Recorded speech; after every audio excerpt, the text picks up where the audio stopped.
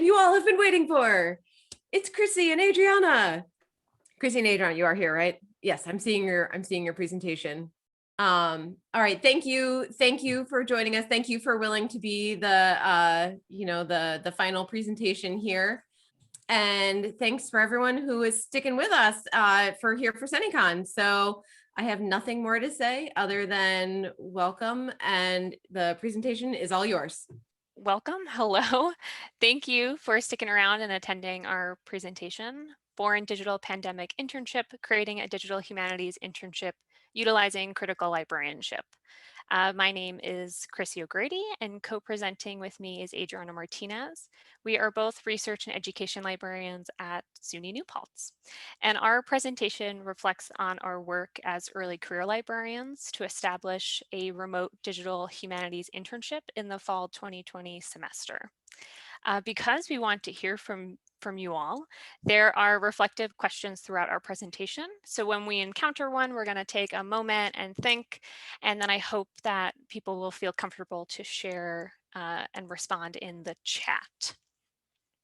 So let's get into it.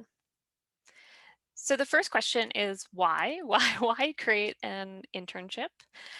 In the spring of 2020, prior to Adriana joining the library faculty, the research and education team, we discussed how we could engage in conversations about the experiences of our campus community during the COVID-19 pandemic.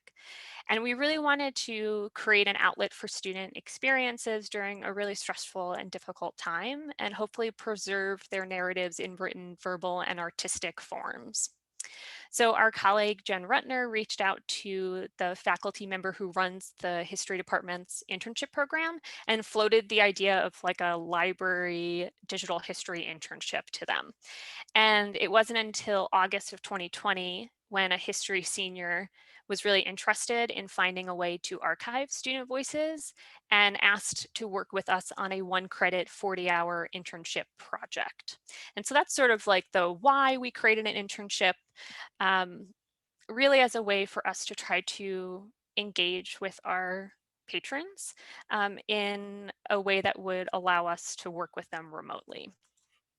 So here we're at our first reflective question. So we're going to take a moment and as you can probably tell, I'm working from home. Adriana is as well. And so, as I said, this is really a way for us to connect with our students and our campus community. So I want you to take a moment and think about the following question. How have you creatively connected with your patrons throughout the pandemic? And if you feel comfortable, please share in the chat. We'll take a moment or two.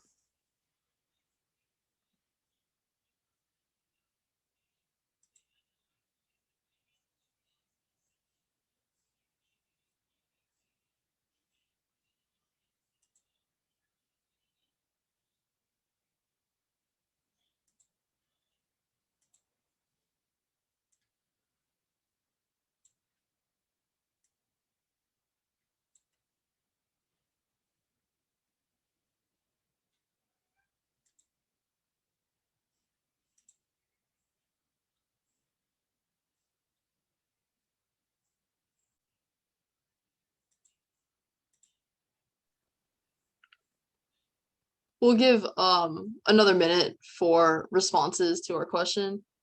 Nice. Okay, great. I'm so glad I said that because then they all popped in the chat.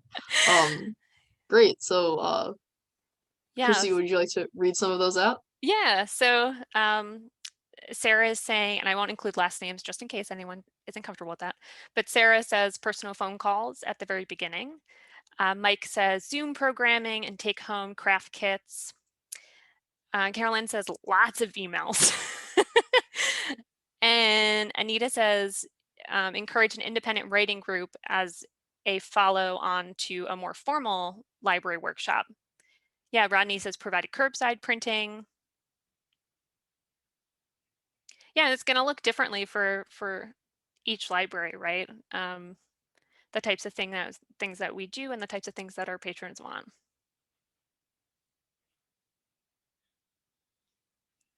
All right, you can still put things in the chat, but we'll continue on.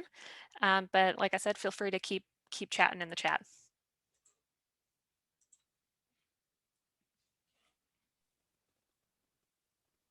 Yeah, and for us, we reflected a lot about what our approach to something like this would be. And for both Christy and I, that is definitely from the lens of critical librarianship. And you can see here the different parts of what we were interested in doing, right, and addressing.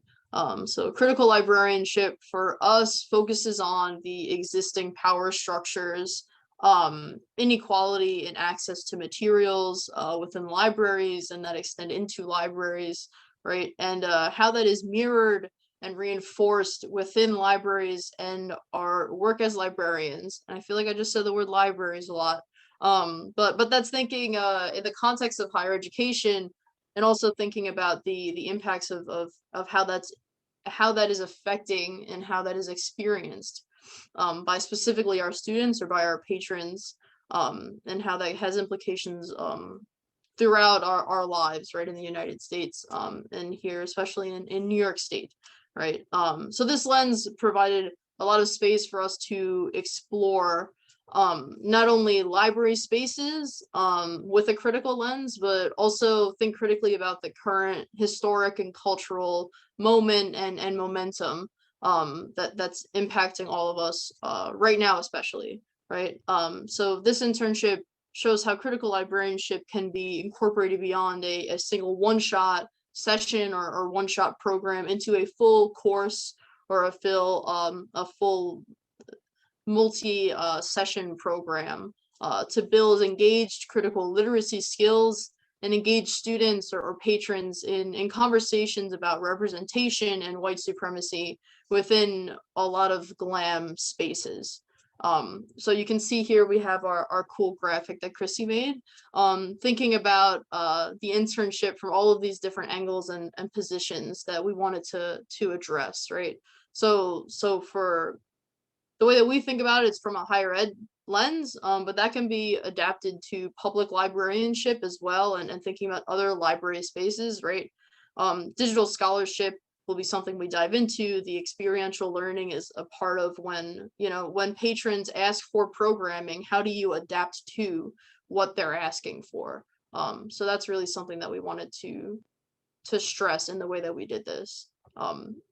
The next thing we wanted to talk about is the syllabus that we created. So we created another little graphic that we'd like to share with you in our next slide. And that's thinking about, I did a text analysis, right? Because I'm big on, we both are big on our digital tools, right? So here we can see that I did a text analysis of our syllabus and produced a word cloud of the topics that we were talking about, the phrases and language that we used, right? And the way that we broke down the internship into sections, focusing on a lot of the themes you're seeing here, right? Libraries, other digital archives created using Omeka to see what can be created using that platform, how to curate a collection and developing metadata. After we explore those elements, we discussed what objects our intern would like to collect, right? So we tiered it a lot in the way that we structured this. The rest of the internship, after we talked about a baseline understanding of libraries and digital archives from a critical lens, after we did that part of it, and then thought about the elements that would go into deciding what to collect, the rest of the internship was driven by our students' interest. So this internship is through the history department. So our intern, Ryan, had to focus his work through a historical lens, but he could then choose through that lens to approach whatever topic he wanted to approach. That student-driven aspect was really, really important to us. So we built in weekly check-ins where he could meet with us, whether that's once a week or more than once a week, and virtually, this was all done virtually over Zoom or over WebEx. He was more comfortable with a Zoom platform, so that's the one that we chose to use. And we met throughout the semester to aid in any way that we could with his process, with the structure he wanted to implement, and the digital tools he wanted to use. And we have another reflective question that we're going to give about a minute or two to answering. And that question is, does your library run internships or patron-driven projects? And how are those structured? That could be a one shot where a patron had asked to learn more about a specific topic, and it was structured around that, or it could be a program that continues over time. And we'll give about a minute or two to respond there in the chat.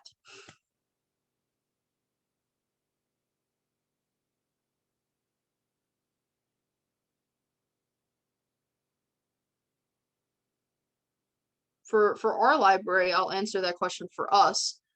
We had some structures that were run by other librarians in at SUNY New Paltz at Sojourner Truth Library.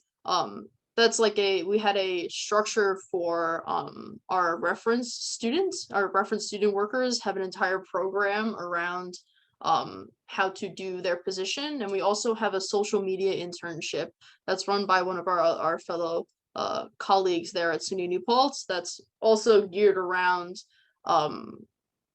a structured element and a programmatic element within the library. So we were able to allow that to inform the way that we could also structure this.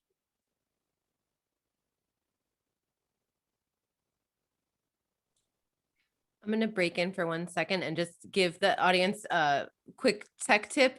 If you're having any trouble finding the chat because the chat disappears when a screen share starts, just hover your mouse over the bottom of the screen where the presentation is, and then you should see like all the different options like participants and mute and start video, and then you'll see chat and you can open up there. You could also press Alt H and that will pop your chat up out into a separate window.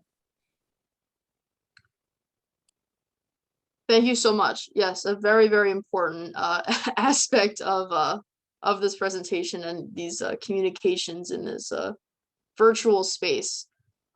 So thank you for that. And Sarah says, in response to this question, Sarah says, for a public library, patrons / volunteers sometimes initiate fundraising events. Yeah, absolutely. Fundraising is definitely a space where it's important to get patron or volunteer input in the origin of it to make sure that is also effective and interesting for the community to be involved in. That's great.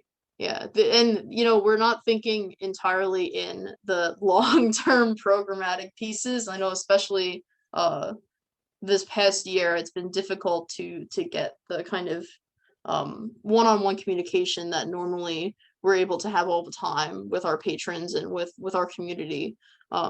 So yeah, just thinking along those lines, that we don't have expectations for any of your responses. We appreciate anything that you're thinking in relation to this topic. And now we'll transition into talking about what our friend Ryan thought and our student intern's perspective on this. Yeah, I'm hopping back in. So we'll start off with some successes. Overall, the internship was a great experience for us and for the student. The intern was really interested in conducting student oral histories around topics of racism, environmental crises, political turmoil, and global illness.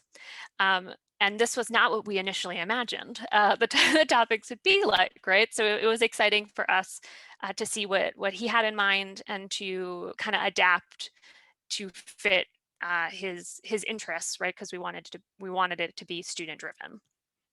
So we helped the intern create a digital collection of 4 student oral histories using a free Omeka.net account.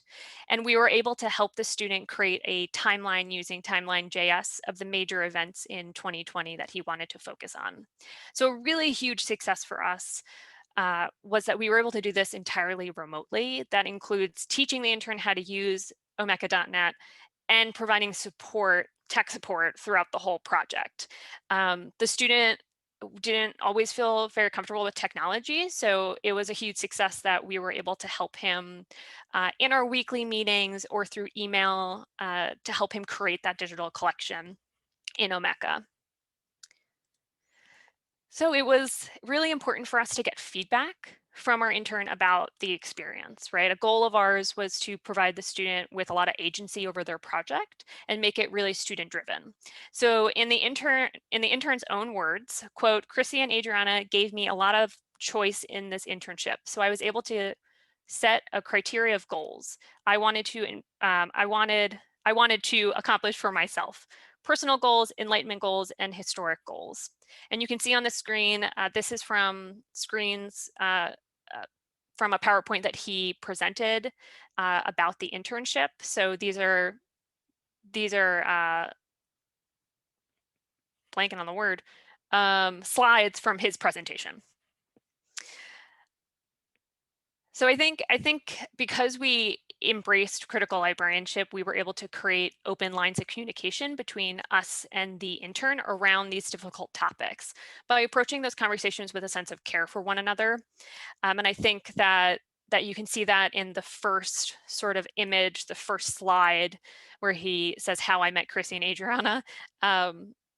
He says, they gave me an outlet in the form of a digital history project to possibly make sense of the world right now.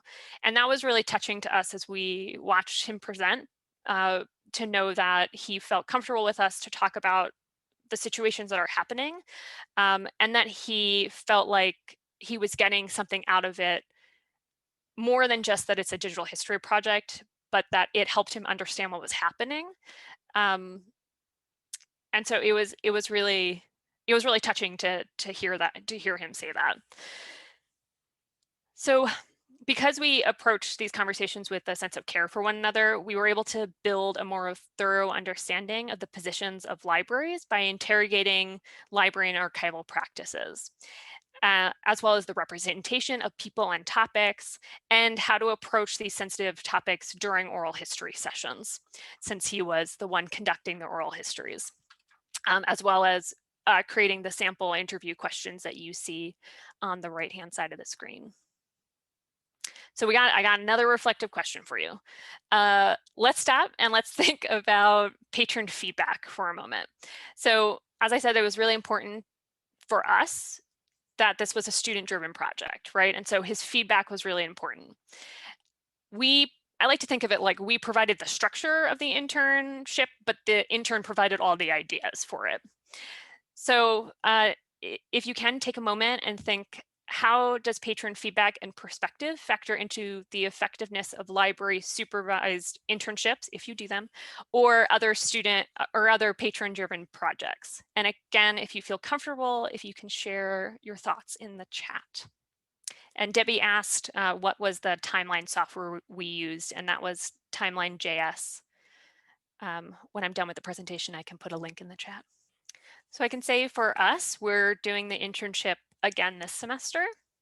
Oh, thanks, Adriana, for the link. For us, we're doing the internship again this semester, but for 3 credits. And so the feedback from our first intern, Ryan, was that there needs to be more structure, there needs to be more time built into kind of collecting materials and like the different levels of research that might need to go into a project, right? And so we built out our structure to be our syllabus to be more structured for the intern to feel like we were going through kind of a set process, instead of being a little bit more open, because it really, the way that we structure the internship is to be student driven, and the whole second half is based on what the student is interested in and wants to focus on. But we built, and Adriana will talk about this in a little bit, but we built more structure in. And so that's how like the feedback from our intern was how we used it and incorporated us into what we're doing currently this semester. All right, well, if anyone does have any thoughts on this, you can put it in the chat afterwards, but I'll chug along. So of course, we encountered a few challenges along the way. First, as I sort of mentioned before, but how to kind of select readings and facilitate those conversations that are approachable for an undergraduate student about racist structures within library and archival work. So because we were approaching it in a critical librarianship lens, we wanted to talk about topics that can be really challenging. And so we had a hard time selecting readings for the intern that would be approachable for them to sort of understand and engage with us. We also had to be really strategic about how much time we spent on interrogating those structures, while also providing the intern with a solid background in library and archival work in order to create a digital collection. So we had to do kind of like a balancing act here. It was only 40 credit hours over the course of the semester, and so we had to sort of decide what we wanted to include and what we did not want to include. And then the other biggest challenge was the lack of structure during part 2 of the internship, and I hinted at this before, because it was student interest based. So it took the intern a few weeks to decide to focus on oral histories. And then we had to very quickly gather resources to support conducting oral histories that we didn't really plan for. And so those are just some of the few challenges. And then Adriana is going to take over to talk about some more challenges. Yeah, those were some challenges. They continue. Both Christy and I have a background in history and digital humanities tools. You know, it's helpful when you remember what you know, so that you can move forward with whatever programs you want to do in your library. Usually at least one person is interested in the thing you know how to do, right? So both Christy and I had the background in history and digital humanities tools, which made us excited to do this work and sign on to be a part of this internship structure that already existed in the history department to begin with. But this was our first experience running an internship as internship supervisors. So we didn't know, and also I was very new to SUNY New Paltz when we started. We ran this in the fall 2020 semester, and I had started in July of 2020. So I really it was an interesting transition into immediately doing the work, which I'm really excited I did. But we did not have a lot of those kinds of background knowledge on the way the history department normally runs their internships, or expectations that the history department had on the average internship, or the students' experiences with those structures. So for example, if we had known students that had gone through that internship process before, they might have had feedback that we could have grown from when establishing this internship. But we were in frequent contact with the professor who runs the internship program overall. That presentation that we showed you slides from, were from Ryan's presentation that he had to do on his project that he created for the internship course he was taking overall, which is why we got to see a little bit more of what else students were doing and what other kinds of supervisors for internships existed, which was really cool. And we were on track for that. So we were in frequent contact with the professor who runs the internship program, who was really happy to share with us any advice on how to structure and conduct, especially the oral histories the students were running, and address any IRB, so institutional research board questions that might have come up from the oral history format, which sometimes occurs and is very much an institutional decision on what they focus on or what there's concerns with. But from that, we had a really exciting time. The fall semester went really well. You could see Ryan was really happy with his experience there. We're going to share out his project right after we talk about considerations, I think, and we can spend about 5 minutes checking out that project, and if you have any feedback, and then we'll go into the reflection questions. But considerations for next time, next time being right now. So we're in the middle or towards the end of the spring semester. And this spring semester, we are again supervising an intern via the history department. And as Chrissy had mentioned, this time it'll be for 3 credits, which is very different from 1 credit work hours for the semester. But this allows for us to structure our syllabus and structure the work, focusing on truly exploring the challenges we faced in the fall. So we can address those immediately in the next semester, which is what we did. We spent the winter adjusting and tweaking the syllabus that we had to make it work better. And we're much more structured, as Chrissy had mentioned, in our expectations of the student, right? Being more clear about those pieces, and can take a much more critical lens on the systemic racism, not just in libraries and higher education, but also into historiography itself. So our student is really engaged with that critical lens that we have this semester. His name is Sean, and he's very interested in continuing to interrogate that element of the work. We had initially given him some readings and assignments that were focused on thinking about that and reflecting on those structures. But he continued his interest, so that is becoming informing a key part of his work in a way that when Ryan took it for 1 credit, it was not possible to do.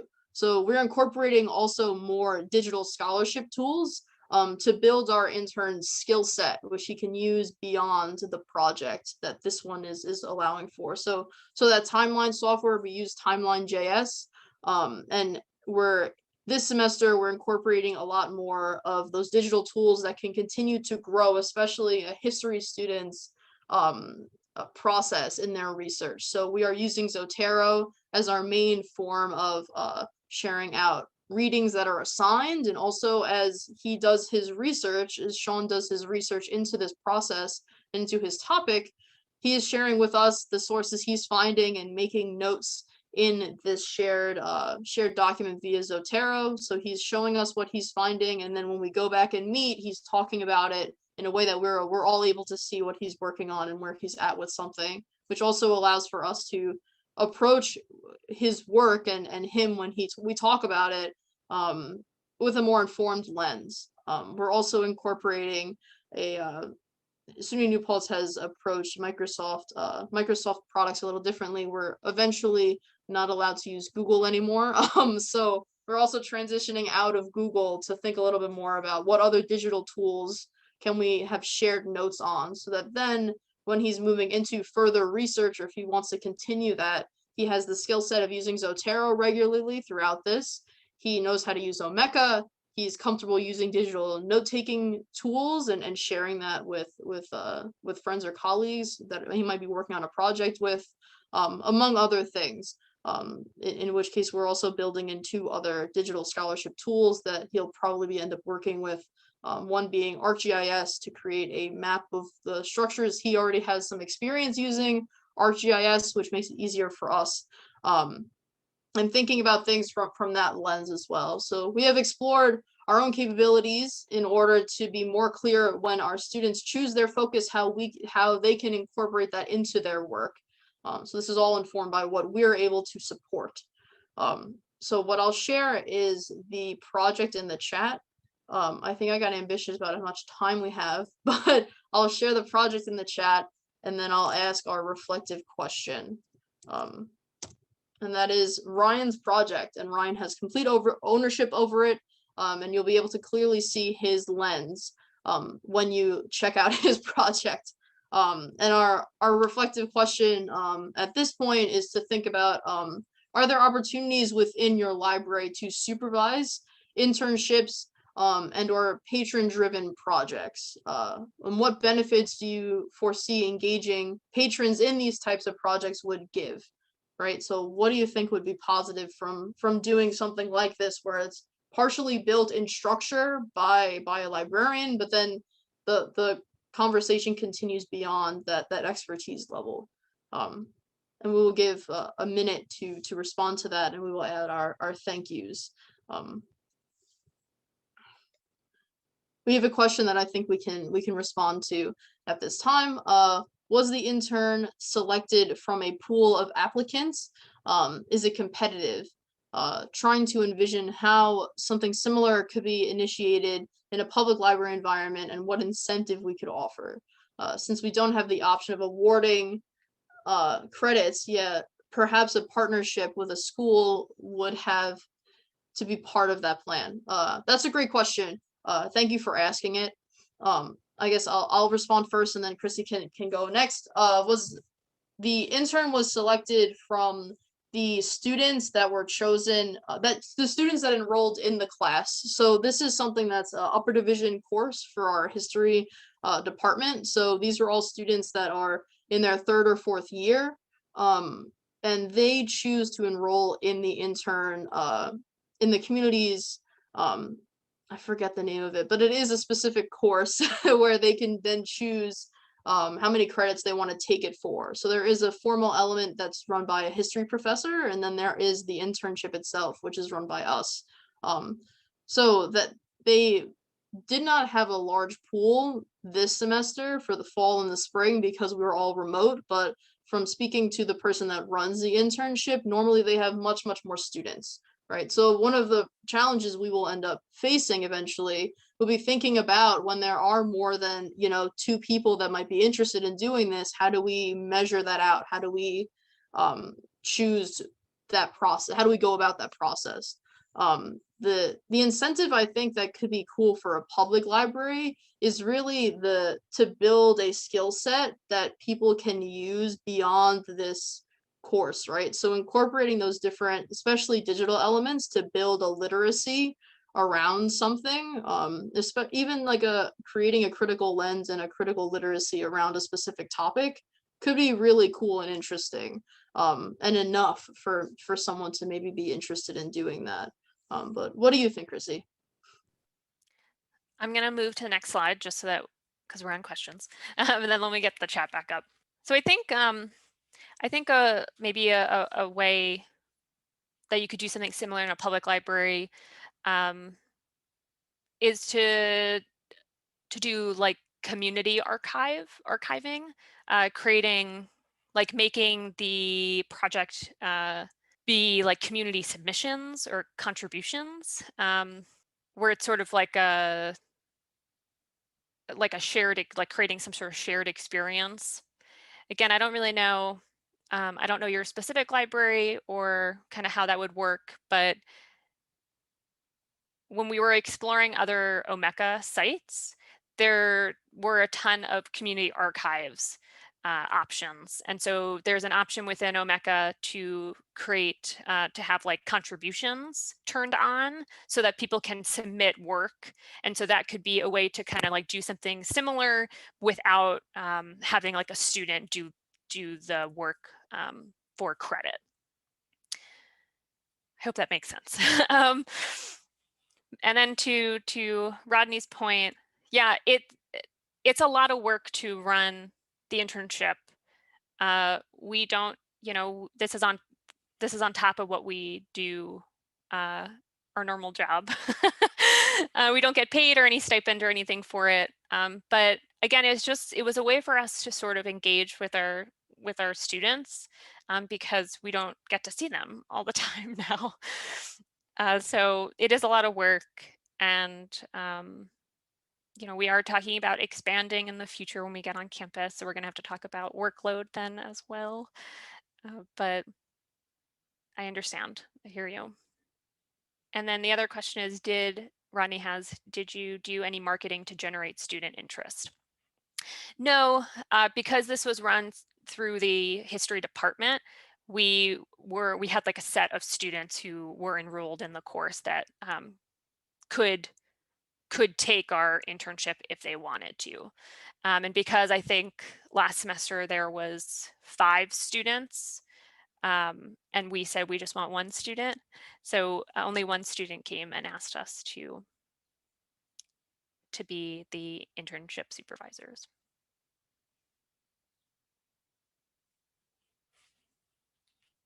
I know we're over time, so I will stop sharing. And if anyone does have questions, we'll put our emails in the chat. Thank you, everyone. Thanks. And like I said, you guys are willing, you're free to go all day if you want. We're just going to lose audience. That's the problem. Yeah, I don't want to do that.